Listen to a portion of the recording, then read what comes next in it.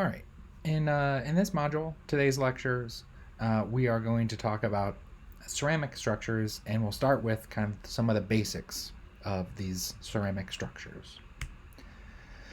All right. So as we talked about with bonding, ceramics can have ionic and covalent, and they're usually considered some mixture of the two. We looked at that percent ion character equation. And that's all due to the differences in electronegativity. And so the two we can look at here, calcium fluoride is a ceramic, and we have a pretty large difference, 3 on this absolute scale here. Whereas if we're looking at something like silicon carbide, there's a much lower, less than 1 difference in those electronegativity values. So that is going to dictate the type of bonding that we have and the type of structure. But we're going to start with ionic because ionic can be a little easier to describe. And so we know that we form ions, cations and anions. And so just as a refresher, cations are those positively charged ions, so basically the metals. And so they're kind of highlighted in blue throughout here. And then the anions are the negatively charged ions, and those are highlighted in red, and those tend to be the non-metals. And so this chart here, which is in the shape of the periodic table, shows you the relative ionic size. So if we kind of compare to their kind of base neutral, then removing electrons tends to make things smaller. And so you can see carbon here, and if we remove electrons from carbon, you can see it gets smaller. And so cations, we generally think of the smaller of the two. And then anions, we're adding electrons. So if we compare, for example, oxygen to minus, we're adding 2 electrons. If we compare it to the neutral atom for reference, we can see that it's gotten bigger. So we generally say that anions are larger of the two. And so this is going to be important for how we think about the structures of ionic ceramics. So you want to make sure that you remember anions are generally larger, cations are generally smaller. But as you might be able to tell, there's going to be certain cases where if you pick a really big cation like cesium and a really small one like fluorine, then that can be inversed, or if they're very similar in size, cesium and chloride. Okay, so because the anions are bigger, when we're looking at ionic ceramics, what we tend to think of as the anions forming one of the close packed arrangements. And so those two that we talked about in the metallic structures, FCC and HCP, right? They had the same atomic packing factor. They're the closest packing you can get for similar sized ions. So for ionic ceramics, we're going to basically think of most of these structures as the anions being in one of these 2 arrangements. And so basically how we approach it is we start with anions in either this or this arrangement, and then we think about where those cations would go. And where we find they go is, as you imagine, the empty spaces, right? So this is FCC up here. This is another kind of representation of HCP, not showing the hexagonal form of it, but still showing the structure.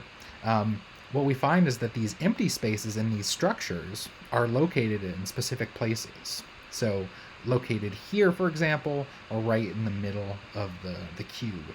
And these empty spaces, we don't call them empty spaces, we call them interstitials. Basically, if you kind of think about that name, it's in between the spaces. And so this is where we fill the smaller cations. So basically we have a close packed arrangement of anions that are large, and then we fill in the empty spots of the structure with cations. I do want to make a mention here is that once we put the cations in these empty spaces, that doesn't mean we maintain the FCC structure or that things stay the same. Cations are not actually the size of these empty spaces. They actually kind of blow them up a little bit. They're too large for these spaces, and so they tend to expand the structure. And so it is still different. We don't have the same kind of touching and close packed that we have with just the FCC. But this is just a way of a schematic to think about the way these structures are built. Okay, so let's look at these interstitial sites. So these interstitial sites, so these are the ones for FCC, so the cubic. They're named after not the kind of where they're at, but the shape that it appears that these take. So if we look at the empty space here, so basically there's an empty space right in the middle. And so if we kind of draw lines connecting all the atoms that are around that space, we get a tetrahedron. And so we call this space here that is surrounded by 4 atoms or ions, so coordination number 4, we call this a tetrahedral. So even if you might think tetra as in 3 or so, it's because of the shape, right? So it forms a tetrahedron shape. So we have 6. And then the same thing here, if we look at the spot, there's a spot right in the middle of the cube, and it's surrounded by 6, if I can get my cursor back, surrounded by 6 atoms around it, or ions. But it's not named for something that might make you think of 6. It's actually octa, or octahedral, because if you draw out the shape, putting lines between all the atoms here, we get an octahedron. And so that's octahedral interstitial site. And so these are the 2 different sites that we have. And if you can kind of visualize them right here, relatively speaking, this one is bigger than the tetrahedral. So octahedral is bigger than tetrahedral. Okay, so that was FCC. So I mentioned that the anions form into one of the close packs, so FCC or HCP. But just, kind of bear with me here, just so we can kind of think about interstitials. Let's think about BCC. So take the BCC structure that you see here, pause the video, but see if you can kind of identify on any one of the structures you want, but see if you can identify the interstitial sites in BCC and what type, for example, tetrahedral or octahedral. So pause the video, see if you can find them and identify what type they are, and then we'll come back and we will discuss. All right, so let's go ahead and take a look at these interstitial sites in BCC. Again, keep in mind this is like a side example. This doesn't have to do with ceramic structures. Okay, and so here's a schematic showing you that there are both octahedral and tetrahedral sites in BCC. The octahedral are basically on the face-centered positions. So if we go back, it might be a little easier to tell. So right here on the face, right, there's an empty spot between all of these atoms. So that is an octahedral, because if we do the count, then there's going to be 4 around it plus 1 below it, and then if we look at the next unit cell above, there's going to be another body-centered atom above it. So that's 6. All right.